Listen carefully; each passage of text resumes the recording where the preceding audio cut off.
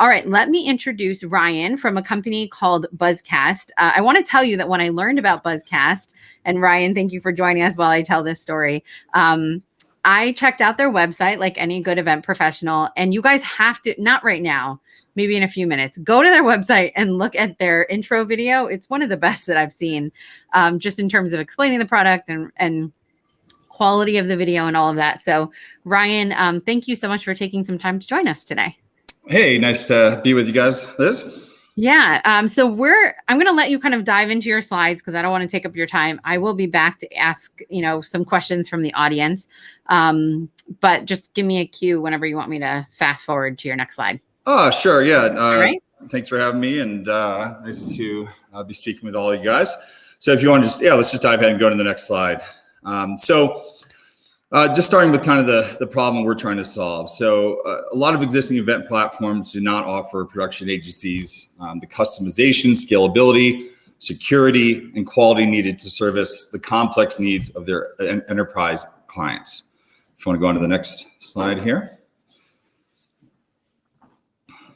Okay, there we go. So our solution specifically is, we've built a very robust modular platform on AWS serverless technology from the ground up that delivers broadcast quality, the ability to have millions of viewers, and the flexibility to service demanding brands. And then we'll just jump to the final one.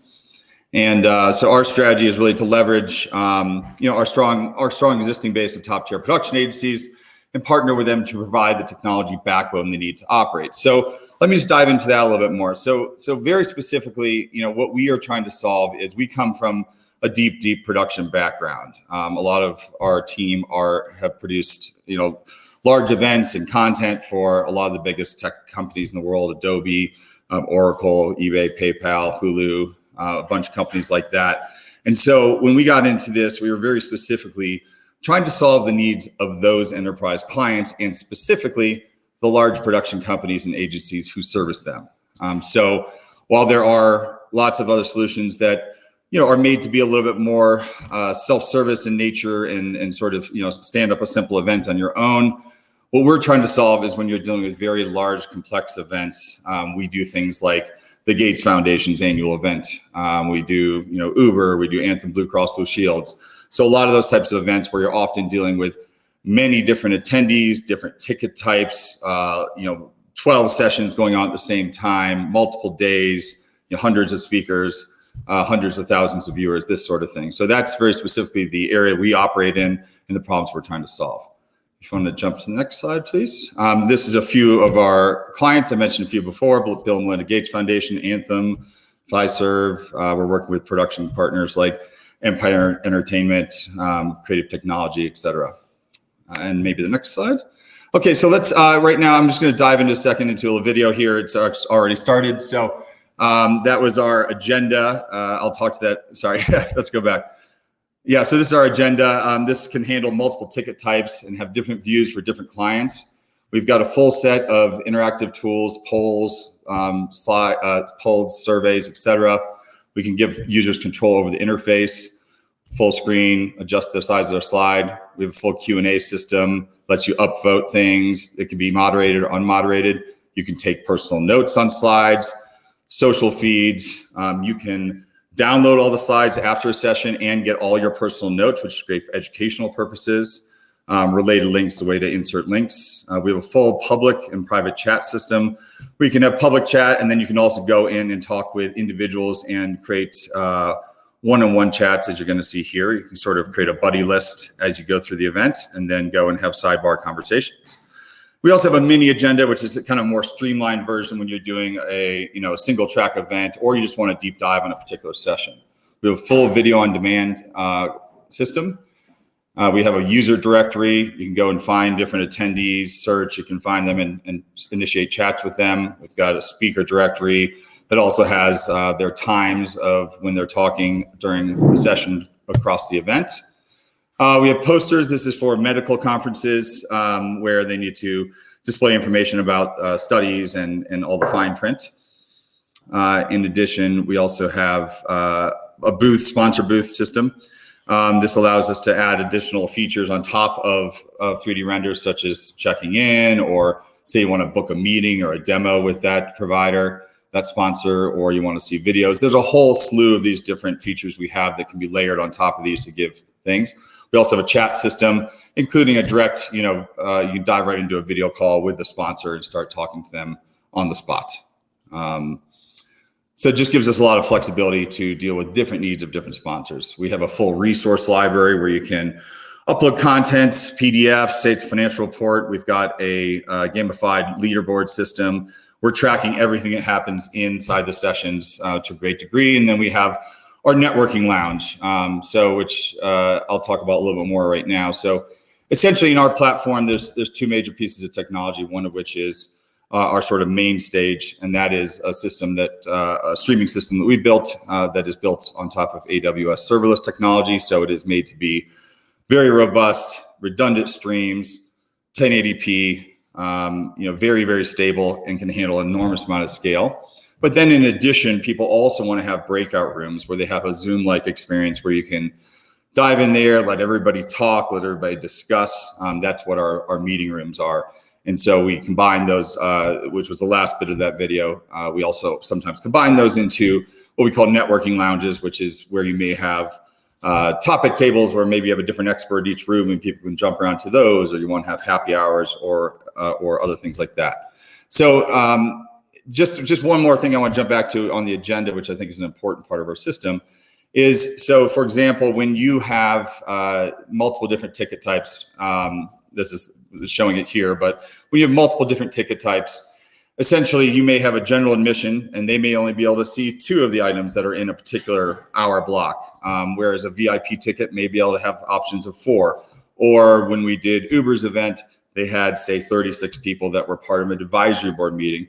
And so they had a particular content card that would show up for them that would give them access to that meeting room that nobody else can see.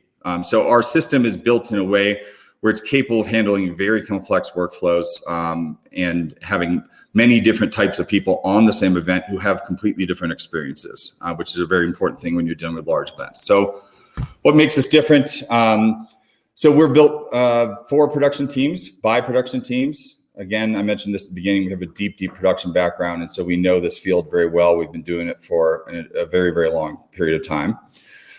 We have a top-down strategy, meaning that we are trying to solve the very big, large, complex problems, making sure on our events that our sites do not go down, there's redundancies, there's backups, that we're delivering high quality, and also that we're delivering the set of production tools that high caliber production teams and high caliber AV companies need to operate.